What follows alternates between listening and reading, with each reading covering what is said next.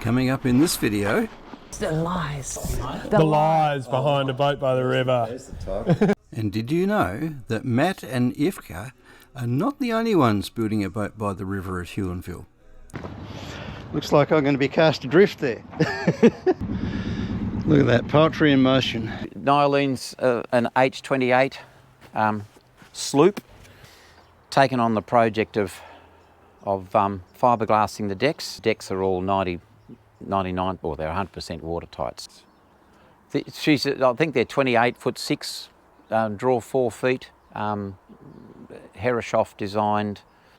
Yeah, she's Cowrie planked, carvel plank boat with a lead ballast keel. She draws about 4 feet in the old measurement, and she's an absolutely pleasure to sail, although she looks a bit messy. She's a work in progress at the moment. So my next job here is to put the lifelines back. They're just hanging over the side at the moment. To put the lifelines back on. Oregon mast, yep, aluminium boom, roller reefing on the headsail. What we have here is a Millcraft motor cruiser, built by Millcraft in Queensland, sometimes called Moreton Bay fishing boats, and she was built as a fishing boat. She was 36 feet, she's now 42 over the deck. She draws just over 4 feet. When we extended the hull, we also extended the skeg, but what it's given us is a whole lot of extra space here. So the transom ended just through here. So she's now got hydraulic steering, fridge, freezer, ice boxes. There's ice boxes under the starboard side seats. We've added 6 feet from about where I'm standing, so which has given us a much more usable and you know, friendly spot to use, place to. Yeah, so all the fit out in this boat is new. These 4 panels open right out, and then as we come through, as we've got a Tas oak overlaid floor with access to the engine room. The settee berths are all plenty long enough to sleep on. As is we've got another little settee berth seat up off this table here. I've got a 4-cylinder Ford Lees engine. So the engine is still, I've had that's all been serviced. It starts first time every time, beautiful little engine. We've got new batteries, a new battery bank. From Wilson Brothers in Cygnet, a Noel Wilson built strip plank. She's a little motor sailor. She was strip planked in Huon pine, and I bought it as a little project.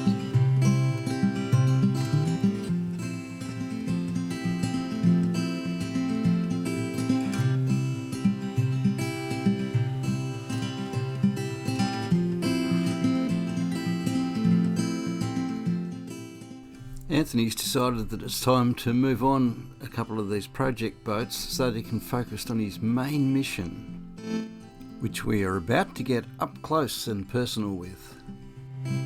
And none of the stuff in this video is sponsored in any way. I'm just trying to help a couple of mates. I love the idea of the Bristol pilot cutters, so the bows, you know, not a plumb stem, but it's a little bit of a influence from the Bristol pilot cutters. Down the back end, she's a little bit Herreshoffy, a lot of tumble home, nice big wide transom. Now, I got a naval architect to sort of just to refine the shape and tell me where the waterline was, do all the ballast and so on. And she's all strip planked in western red cedar, 3 layers of 6-ounce cloth on the outside, 2 on the inside, all with laminated swamp gum frames.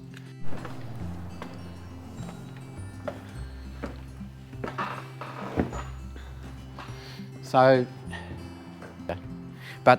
yeah, a lot of the joinery, or some of the joinery, is recycled celery pine, blackwood, and a bit of western red cedar. So there's a lot of character in some of the timber fit out.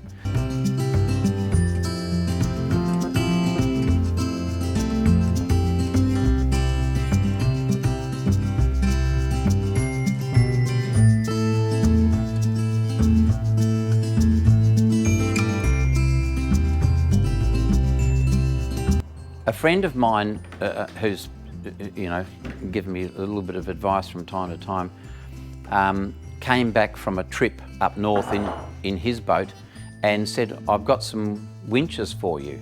And anyway, a friend of his had given him these winches, and he thinks that they've been halyard winches.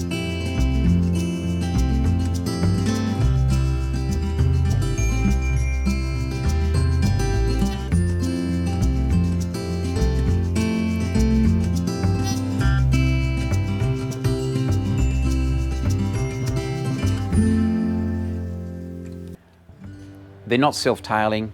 They are probably not oversized, but they're plenty big enough for this boat. I've mocked up where the instrumentation might go or how it might look, just to give me some idea of, the constraints in the cockpit, moving around the cockpit. The idea of this, I call it a bit of a keyhole style, is that whoever is operating this winch can actually sit here, or it can be operated by someone looking aft, but it's easily worked even by someone on the helm. It can still be operated pretty much with someone tailing out. But this lazarette is enormous. There's a lot of storage for lines and fenders and all sorts of things. I've tried to keep this, I've sailed on too many boats where you've got to pass coffees up to people or drinks or food. So you've got to, walk up 7 or 8 steps on the ladder. So I've tried to design this so that you can walk up holding things without necessarily having to pass. So this is a wheelhouse, a 108 horse, 4-cylinder turbo John Deere engine. The reason the engine's sitting here is because I still have to finish off the keel, the ballast keel, and there are 5 engine bolts under the engine, so I need to finish the keel off first, and then I'll drop this back into its final place and mount it properly, rudder shaft, propeller shaft and rudder shaft, and so brand new. I've got 2 600-litre fuel tanks, like wing tanks under here, and 2 400-litre water tanks. So I've got plenty of fuel, plenty of water. This table does drop down if we needed to, but I've got 9 other permanent berths, so I don't think we'll need to use that as temporary sleeping. So we've got a galley, a four burner. It's a little stained glass. Oh, nice. A little stained glass. It'll have 2 fridges that are accessible from the galley, and the light that comes in here is a nice arrangement, I think. The galley's not so much separated, but it is, somewhere you can work. We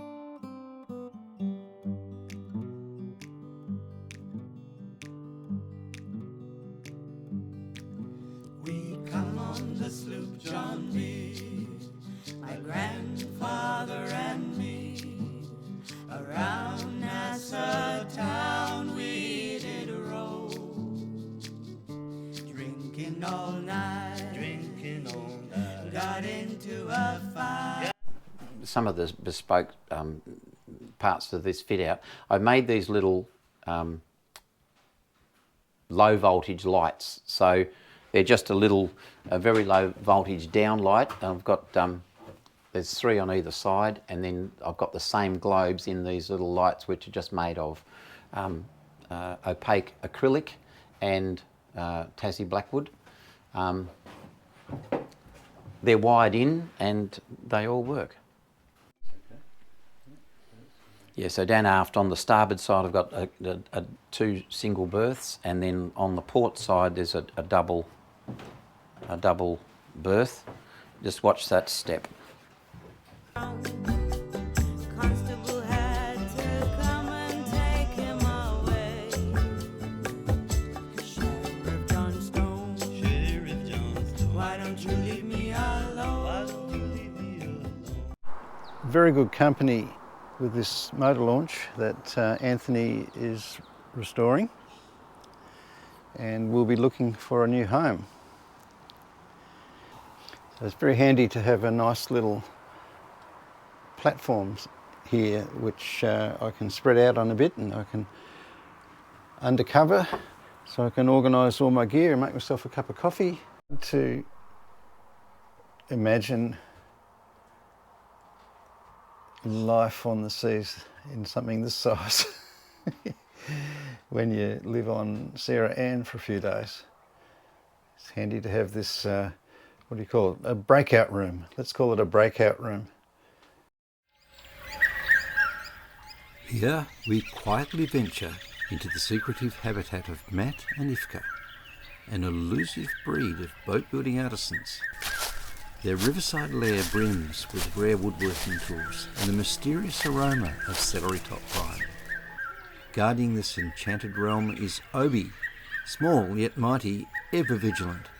With cautious approval from Obi, we witness Matt and Iefka engaged in their sacred ritual, crafting dreams from timber and paint. Yes, lots and lots of paint. How you doing? You're doing very well indeed. See ya. Yeah, we receive a lot of comments on YouTube. We also find some pretty hilarious comments. There are some funny ones. We had one that we've ended up printing on the back of a t-shirt that says, "Nice boat, terrible name." At first when I read it, I was a bit like, oh, I really like the name Tarkine for a boat. But then in the months after that comment, Matt and I would randomly walk up to each other in the day when we're building the boat and just say, "Hey Matt, nice boat, terrible name." Yeah. There was one guy that said we're doing, I think, Iefka's doing a fantastic job building the boat, and that guy, what's his name again? Yeah. That was always, that was, you get a lot of really lovely, genuine I reckon comments. our channel is about 98% positive Yep. and super nice people, so that Yep. we're very lucky. And good advice often. People have some great ideas that really help. Yeah.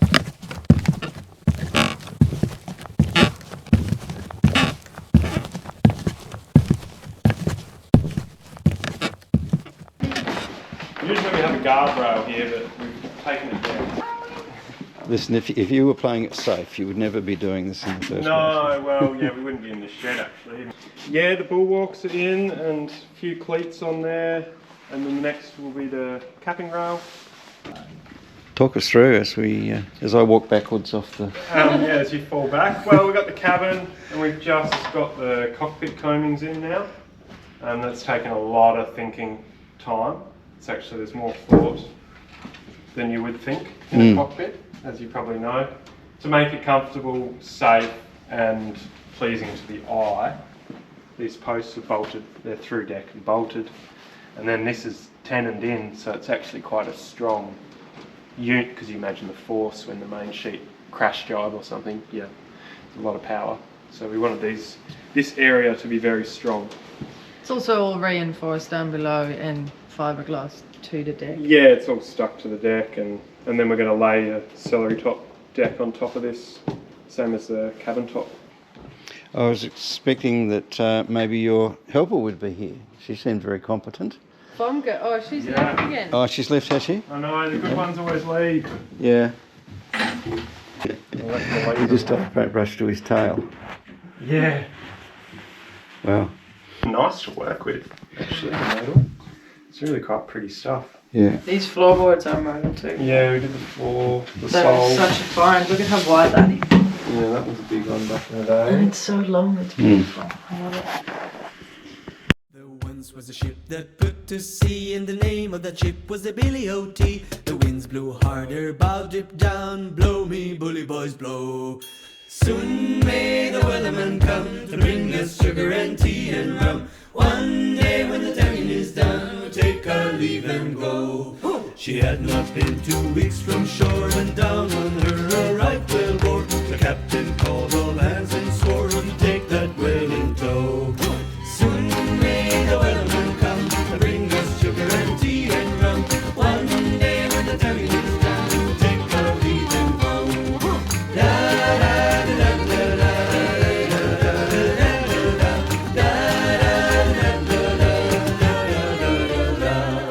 Before the boat had hit the water, the whale's tail came up and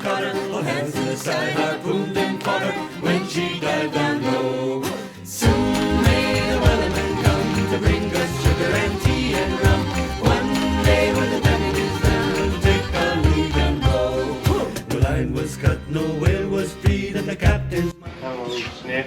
I hope he does this nervous nibble, where he just Oh, Too many people, we just power moves.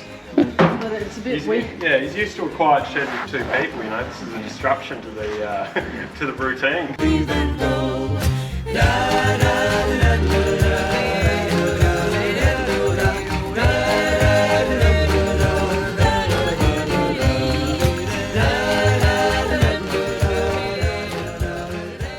What got us hooked on sailing boats? Well, I personally was born hooked on sailing boats. I don't think there was anything around that. Everything was boats. Before I, started drawing boats, sailing boats, living on boats, buying boats, selling boats. It was always boats, and then You even had a little bucket hat with nautical nuts Yep. sewn onto it as a kid. it was boats everywhere. And then I joined a European or a Dutch tall ship, and just started sailing around the world essentially, and met Iefka along the way, where she was doing basically exactly the same thing on another ship, but then we came to the same ship and sailed together for quite a while, and started sharing a dream and a passion, and decided to move to Tassie and start it. I'm from the Netherlands and from a bit of a sailing family. My father was in the Navy, and my brother he studied to be a marine engineer, and sailed on big cargo ships as a job, and sailed on tall ships for fun in his time off.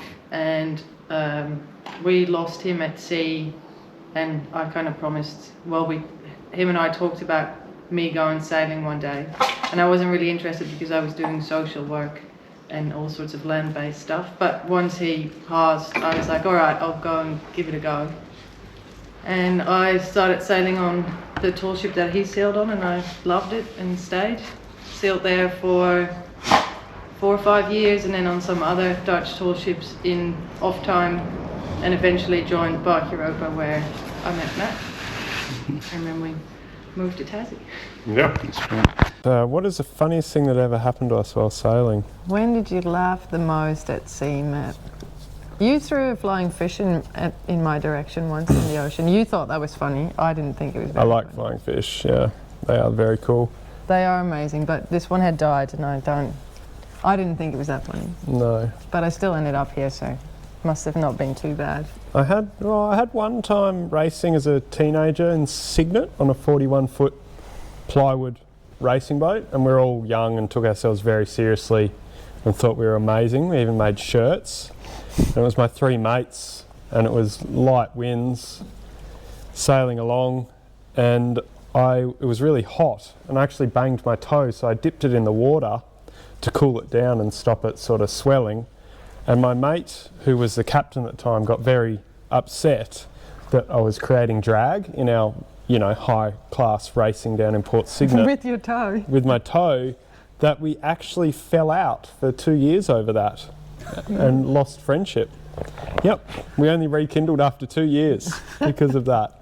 That's how seriously we took ourselves racing. How old were you? Oh, probably 14, I reckon. Yeah, falling in the water. Yep, I've never fallen in the water. I've been thrown overboard for fun. Yeah. Again, other people thought that was very funny. Yeah, it's usually funny. We had already built for a while before we decided to film the journey. We were building for 2 years, I think, and at that point, we both went to the Netherlands to visit my family, and realized that my side of the family was really interested in what we were doing, and we decided that it would be nice for my grandparents to be able to see what we were doing. So the first sort of videos were mainly to show my grandparents what we were doing. Also because, we just wanted them to be involved, and we weren't sure how long it was going to take us before we could take the boat back to Europe. Oh, you could also make one of those videos, the lies behind. Yeah, you could. You could really clickbait this. The lies behind a boat by the river. There's the title. Yeah. Oh, you've nailed it there. That's awesome. Have you ever received any hilarious comments that made you laugh out loud? We've got We had one that we've ended up printing on the back of a t-shirt that says "Nice boat, terrible name," That was a good which one. I think is really funny because at first when I read it I was a bit like, oh, I really like the name Tarkine for a boat. But then in the months after that comment, Matt and I would randomly walk up to each other in the day when we're building the boat and just say, hey Matt, nice boat, terrible name. Yeah. There was one guy that said we're doing, I think, Iefka's doing a fantastic job building the boat, and that guy, what's his name again? And good advice often. People have some great ideas. Where the hell is your wife to help you with that rudder? Iefka and husband, sorry, forgot your name. Let's crack a whole carton of beer. Yeah, we need more beer. The most exciting part of cruising Tarkine, to be honest, my sort of world is stuck within the building for now. I'm quite excited to hit New Zealand first, get there and have a look. I'm also weirdly excited for Europe. Nothing else excites me quite as much as Europe, just because of the boating community there is phenomenal, and the way people sail and the history there, it's so much stronger than Australia. Yeah, in some ways they're better sailors, which is horrible to say. Yeah, you'll get some flack The for Dutch that. are pretty impressive. We've sailed on a few Dutch ships and they are phenomenal sailors.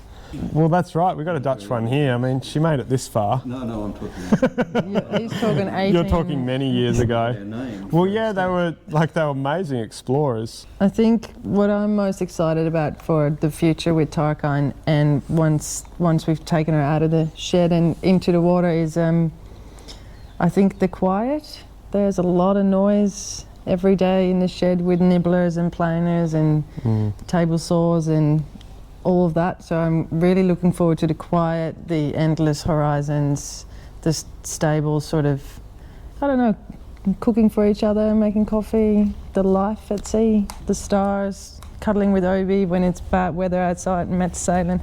And arriving in the Netherlands, that'll be a big day. Yeah, Finally making it there for your friends and family. So you're going to turn left or turn right to get to New Zealand? Turn. all the way around. Yeah, which way would we go? No, but we'd hope that our channel will transition into a sailing channel. I'd like to keep people that we love informed about where we are and what we're doing and what life is like for us, and still hoping to maybe inspire someone to go out there and sail or go out and build a boat. We will be a cruising channel, probably.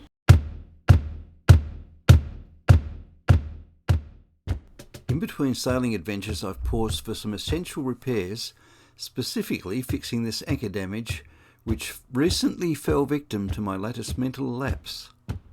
For a more professional approach, contact Anthony, Matt or Iefka using the details below in the description, or you could always watch me get gloriously plastered.